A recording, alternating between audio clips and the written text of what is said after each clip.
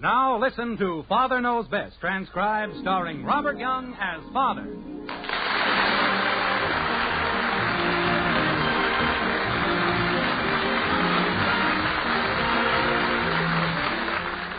Welcome to Springfield and another half-hour visit with the folks in the White Frame House on Maple Street. Sit back and enjoy life with the Andersons. Kathy, Bud, Betty, Margaret, and Jim, as the head of this typical American household, again sets out to prove that Father knows best.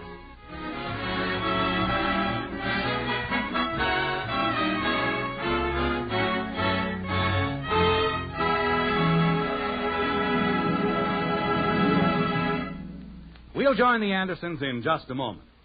You know, this is still the season for carefree holidays and vacations. But don't be carefree on the highway. With roads jammed with traffic, this is the time to be extra careful when driving. When you plan a trip, be sure to allow plenty of time so that you won't be forced to drive too fast or too long. When you get tired at the wheel, you lose your skill and your judgment. So don't drive too many hours at a stretch. Plan your trip so that you can stop frequently and get plenty of rest. And when you start that trip, resolve that you're going to obey traffic laws and regulations. Don't gamble with safety.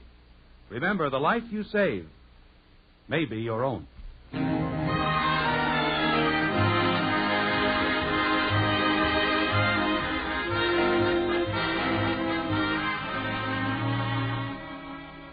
We once knew a man who was extremely wealthy, and he had a wonderful system for acquiring money which we think will interest you.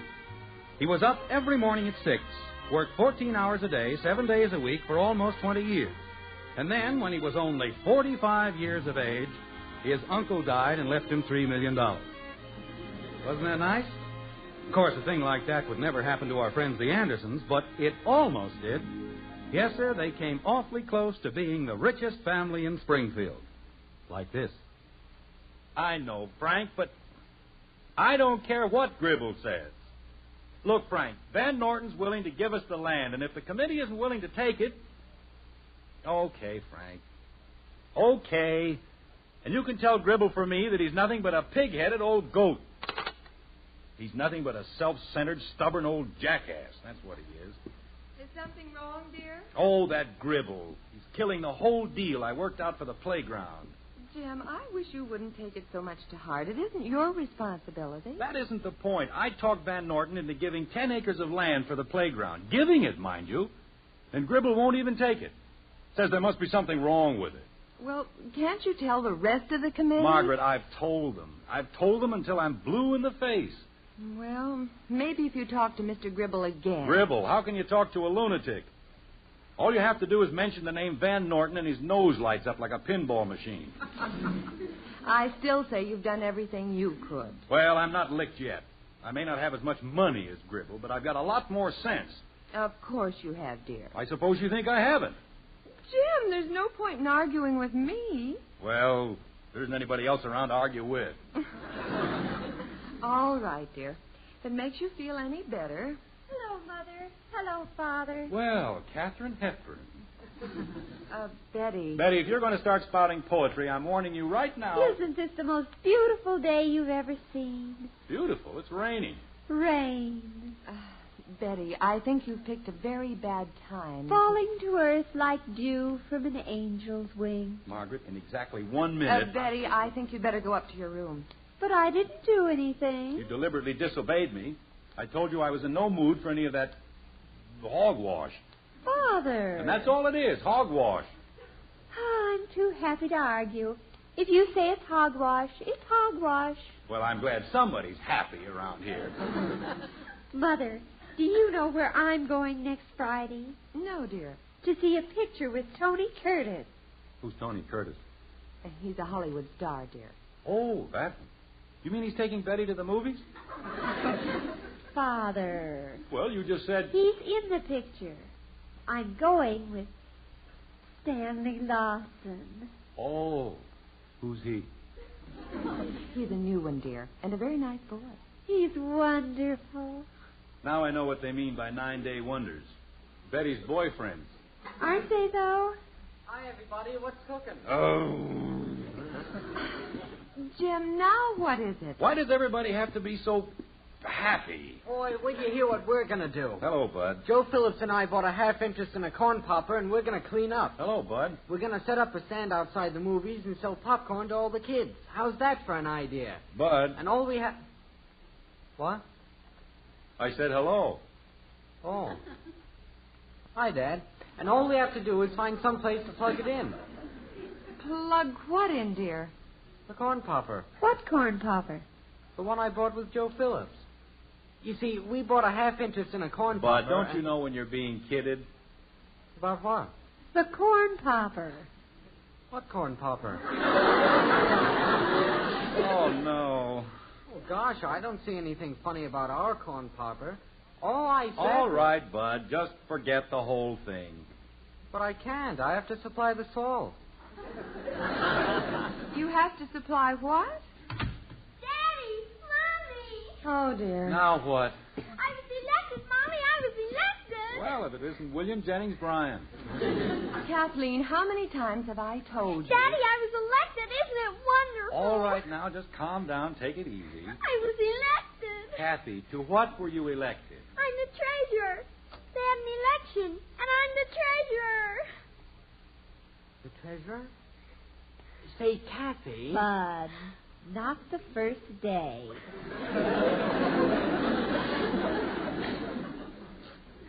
Take it easy. Well, I was just thinking... Margaret, do you know what this is all about? Why, of course, dear. Kathy was elected treasurer. Margaret, of what? My club, Daddy. The little vultures. The little who? Vultures.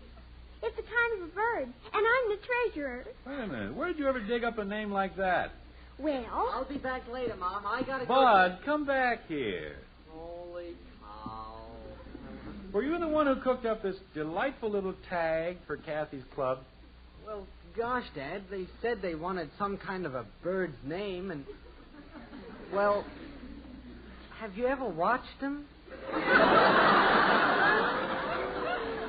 Bud. we like it, Daddy. We made Bud an honorary vulture.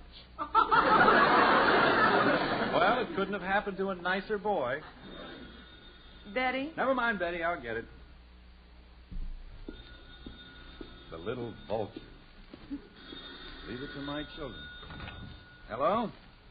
Oh, hello, Hector. What? Well, thank you very much. Oh, sure. I'm the luckiest guy in town. Sure. Okay, Heck. I'll be seeing you. Congratulations. If there ever was a guy who needed congratulations less. Who was it, Jim? Hector Smith. He wants to extend his heartiest congratulations. Isn't that nice? About what, dear? He didn't say. Maybe he heard about me. He's known about you for years. Believe me, that isn't what he meant. Jim, I won't be able to sleep a wink all night. Why don't you call Hector back? Well, I guess I won't have to. Maybe this time our dear friend Hector will let us in on the joke. Some joke. Hello, Heck. Oh, George. I'm sorry, George. You see, Heck called a minute ago, and I thought... Well, thank you, George, but I don't know what... George. No, we're not having any celebration. We don't even know... George. Hello, George. Oh, fine. Was it Hector? No, it was George Phillips, and he's very happy for us. What on earth do you suppose it means? I don't know, but if those guys are having a good time at our expense... I'll get it. You stay where you are. I'll find out what this is about if it takes all night. And if that's the kind of friends I've got... Hello. Hello. Jim, it was the front door. Oh. Get a man so mixed up he doesn't know what bell is ringing. After a while, I'll probably hear bells when nothing's ringing. Yes? Mr. Anderson? Yes? My name is Ford. Richard Ford, of the legal firm of McGonigal, Bristol, and Finch. Oh? Well, come in, Mr. Ford. Mr. Ford. Thank you very much.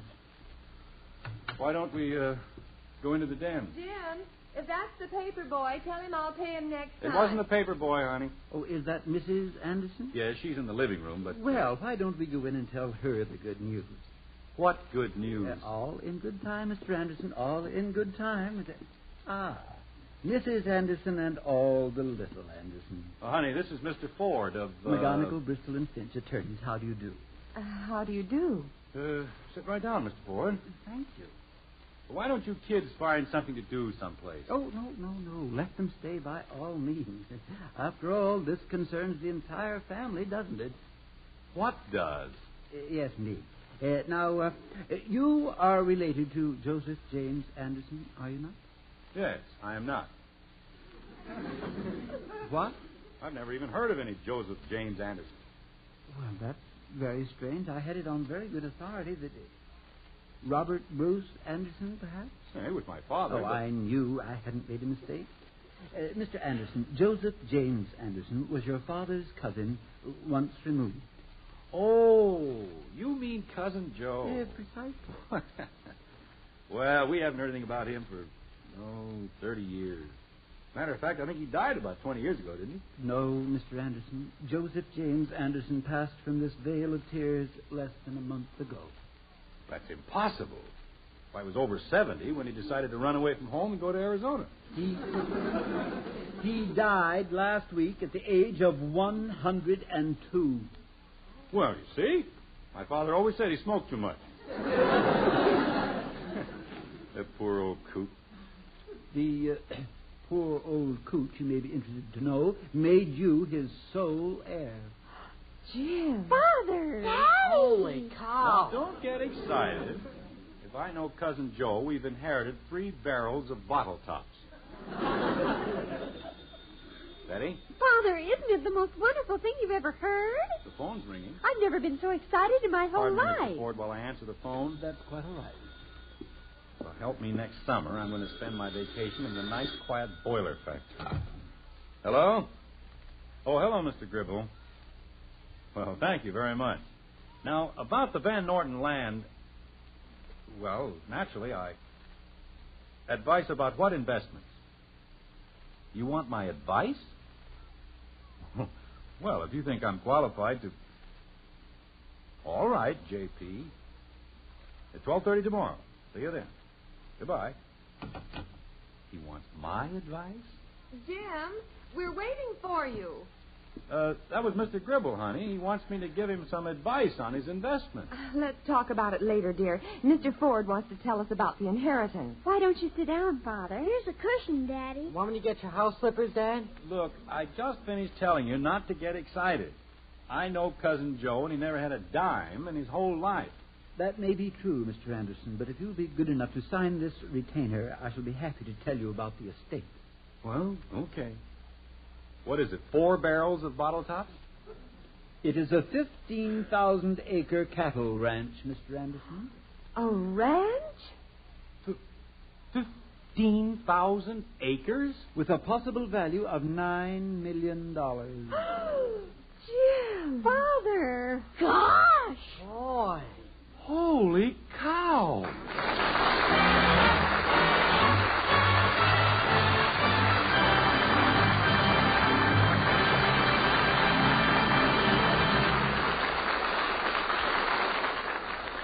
So Father's inherited a $9 million estate. And to Mr. Gribble, that makes him a financial expert. Well, that remains to be seen. But right now, I'd like to ask you a question. Do you make it a habit to break the law? If you think not, what sort of driving habits do you have? Figures from the National Safety Council show that about 60% of the fatal traffic accidents each year involve the violation of one or more traffic laws. Many drivers just don't pay attention to the signs. Diamond-shaped, round, and cross-buck signs call for extra caution. Take it easy until the condition they describe has been safely passed. When crossing railroad tracks, watch for that second train you may not have seen. If there are any protective devices like flashing lights, wigwag signals, gates, bells, and lights, wait until they stop operating before stepping on the gas. These are your signs of life. Know them. Obey them.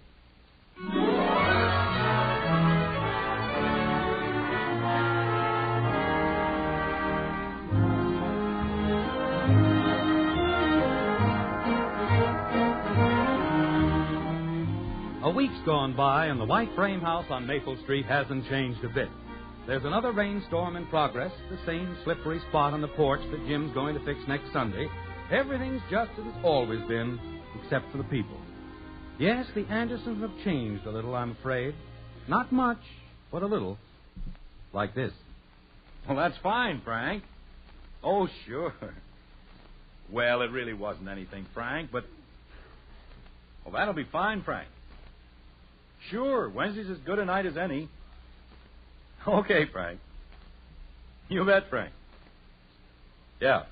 Good night, Frank. What did Charlie have to say, dear? That was Frank. Oh? How is George? You're so cute. It may interest you to know, Mrs. Millionaires Anderson, that your husband is being given a testimonial dinner next Wednesday. No. Yeah. Why, Jim, how perfectly wonderful. What for? Why, for putting through the playground, that's what for. It's all signed, sealed, and delivered. Jim, that is wonderful. Boy, what a playground that's going to be. You and Mr. Van Norton have done a wonderful thing for Springfield. And I'm proud of you both. Well, you know how it is with us rich men. Jim, do you know what I'm going to do with our first $1 million? What? I'm going to buy Bud some new socks. Good for you. I have never seen a boy so hard on socks in my whole life. Look at that. Honey, speaking of millions, Yes, dear. don't be too surprised if Cousin Joe's ranch comes to less than Mr. Ford said. Oh, I was only joking, dear. I know, but when he said $9 million, that was only if each acre was a whole unit. It might be a whole lot less. I didn't understand that very well, Jim. What was that unit business? Well, it's very simple, honey. In the cattle country, a unit is the amount of land required to feed a cow and her calf for 1 year. That's the way they figure. And that's worth $600. Roughly. Then why do they say it might be less? 15,000 times 600. Margaret, we aren't sure about the land. Maybe an acre won't feed a cow and a calf for a year. It might take 2 or 3. Jim, really? Well, it might. And if it takes 3 acres to make up a unit, then each acre's worth only $200, and the ranch is worth only a third, or $3 million. Oh, dear, we'll just have to get along with a smaller swimming pool, that's all. That might even take 10 acres to make a unit. Oh, Jim, let's not be ridiculous. After all, how much can a cow and one small calf eat? I don't know. But if it did take 10 acres, well, that'd make it $60 an acre, and 15,000, we'd only have $900,000. Wouldn't that be awful? You know, I've got a good mind to... Jim, please. The front door opened. It would. Bud? It's me, Mother. We're in the den, dear. What's the matter with you? Oh, Father, you got lipstick on your chin. Have I? Somebody must have bit me. Creepers, isn't this a miserable day? Why, Betty, I thought you said... Rain. All it ever does in this town is rain. Now, wait a minute, Sugar. Let's get it out in the open. What happened? Oh, it isn't important. I didn't want to go to the movies anyway. So that's what it is. What is? She had a quarrel with Stanley Lawson. I didn't either. It's all Father's fault. My fault? What did I do? He liked me when we were poor, but just because you had to go get $9 million. Now, wait a minute. In the first place, we weren't exactly poor. Then in the second place, we've got the $9 million nicely whittled down to practically nothing. You have? Might even be less than $1 million. Oh, what good is that? He still won't take me. He says he can't afford Loge seats. Why, Betty. I told him I didn't mind, but he said girls with $9 million always sit in Loge seats. Naturally. They save a whole row for girls with $9 million. It's the row right in back of the girls with $10 million. Jim. Well, this is the silliest thing I've ever heard. We haven't collected a dime. My bank book looks like an undernourished flapjack. And Stanley Lawson won't go out with my daughter because she's got $9 million.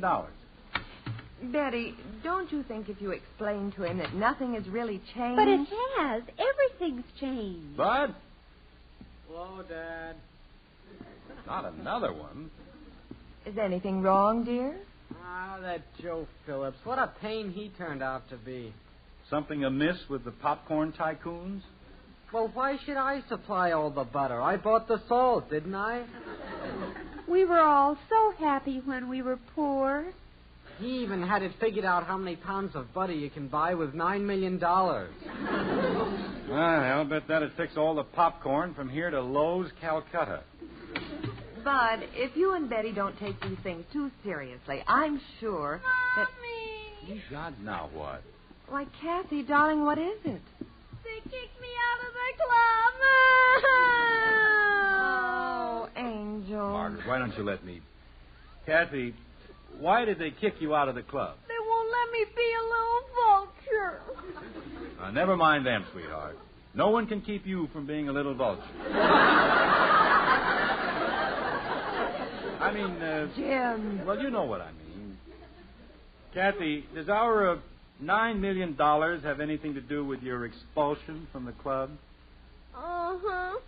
They said it was too suspicious. What was? They made me the treasurer, and the next day you had $9 million.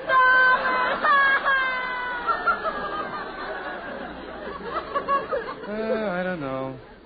And they said I couldn't ever be the treasurer again, and I had to give back the whole 13 cents. We're outcasts. That's what we are. Nothing but social outcasts. Fine. Tell us all about it right after you answer the phone. No, Jim, wait. Betty, why don't you take Kathy upstairs and get her cleaned up? Okay. Come on, Blabberface. Oh, Betty. I was so happy being the treasurer. Bud, the phone's ringing. You want me, Dad? Where did you go? All of a sudden, I got hungry. You want me to answer the phone? No, never mind. Either they all answered at once or they let the darn thing ring for an hour. Well, keep your shirt on. I'm coming. Hello. Oh, hello, Heck. No, we were just sitting around having fun. I can't hear you, Heck. Sorry, about what bad news? We haven't heard anything about any... Heck. Okay, Heck. Sure, if it'll make you happy, I'll keep the lower lip stiff, too. And thanks for calling, Heck. Goodbye. Gloomy character. Sound like he just took a walk through a haunted house. Who was it, Jim? Hector. He heard the sad news, and he's very sorry.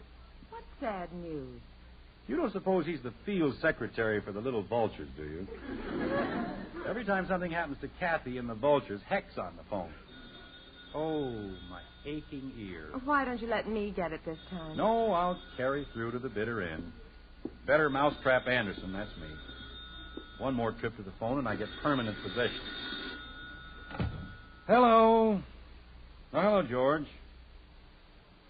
Oh, thank you very much, George. Goodbye, George. This can go on all night. What did George want, dear? Oh, same thing. Bad news. Keep a stiff upper lip. Pip, pip, tally-ho. Well, the least you could have done was ask him what bad news. And play straight for those two practical jokers? Margaret, I'm surprised. You've known Heck and George as long as I have. They were both perfectly sincere last time, Jim. Say, that's right. They were, weren't they? Maybe I'd better call them back. Jim, this time it's the doorbell. Thank you very much. Treat a man like he needs a seeing-eye door opener. Oh, hello, Mr. Ford. Well, Mr. Anderson. We were sort of hoping we'd hear from you. Come on in out of that rain. Thank you. But I have spent a busy week. I'll bet you have. Honey, it's Mr. Ford. Hello there. Mrs. Anderson, how nice. Go right into the den, Mr. Ford. Thank you. Well, this is a comfy little spot, isn't it? Why don't you sit at the desk, Mr. Ford? Then you can spread out all your papers and things. Yes, that would be nice. Let me get you a couple of cushions. Oh, no, this will be fine. Just fine. Now. Yes? Well, first, here's the receipt for your $100 retaining fee. Oh, that. Yeah, very important, you know, all these little details. Let me see now. Oh, yes, the ranch. If you haven't anything else on your mind. Jim, please. Oh, yes, you must be very anxious. Oh, of course not. What do we care for a couple of $1 million, more or less? Dear me, I'm afraid you're going to be just a little disappointed. You see, when I said 9 million... Mr. Ford, how much is it worth? Well, you remember what I told you about the unit system? Yes. 1 cow and 1 calf for 1 year? Yes. Well, on your cousin Joseph's ranch, it seems that 1 cow and 1 calf need quite a bit of land. How much? 1,200 acres. 1,200? Oh, Jim. Which makes the value of the land 50 cents an acre. Oh, Jim. Well, that isn't too bad, honey. We'll have a ranch to go to every summer, and all it cost us is the $100 we gave Mr. Ford. Mr. Anderson, as your legal advisor, may I suggest that you just forget the whole thing? Forget it? Yes, you see, the land is only worth $7,500. Well, what's wrong with $7,500? Nothing, except that we found a bill for $8,200 in back taxes. Oh, no.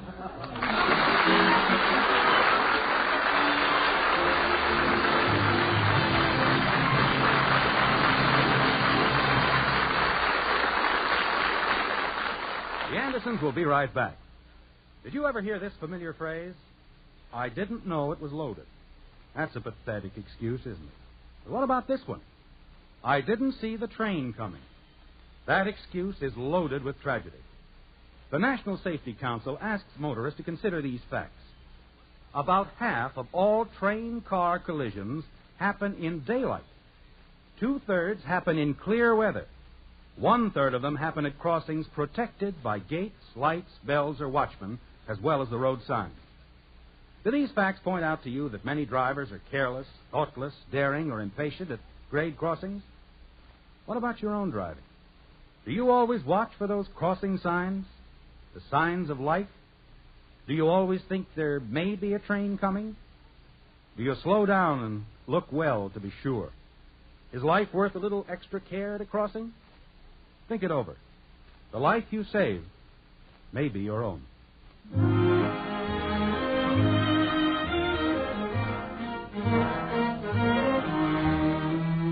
Remember Francois Villon? He was king for a day. Remember the Andersons? They were millionaires for a whole week, which is nice work if you can get it. Anyway, they're back to normal now, if you can call anything connected with the Andersons normal. Like this. Wasn't Jimmy Woody sweet, Mommy? Yes, dear. He said he didn't care what anybody said. If I wasn't a little vulture, nobody was. That's my girl. Isn't this the most beautiful day you've ever seen? She saw Tony Curtis, huh? Well, she went to the show with Stanley, but I think that's all she saw, Stanley. Dad, I got the plaque all polished up. How does it look? Fine, Bud, just fine. Let me see it again, please. Oh, Jim, isn't it beautiful? Where do you think we ought to put it, honey? In the den, naturally. To James Anderson, Sr., for outstanding service to the youth of Springfield. Isn't that nice? You know, it's a funny thing, Margaret, but I've got a peculiar feeling that the plaque isn't all mine. What do you mean, dear? Well, I wasn't getting anywhere with the playground until that silly inheritance came along. You know what I'm going to do? You're not going to give it back. No. But down here on the bottom, I'm going to put a little sticker that says, with one assist from Cousin Joe.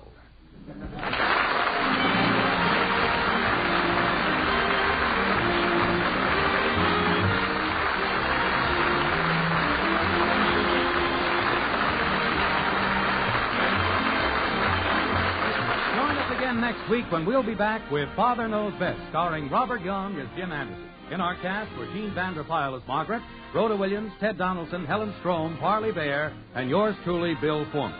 Father Knows Best was an NBC Radio Network production, written by Ed James, directed by Max Hutto, and transcribed in Hollywood.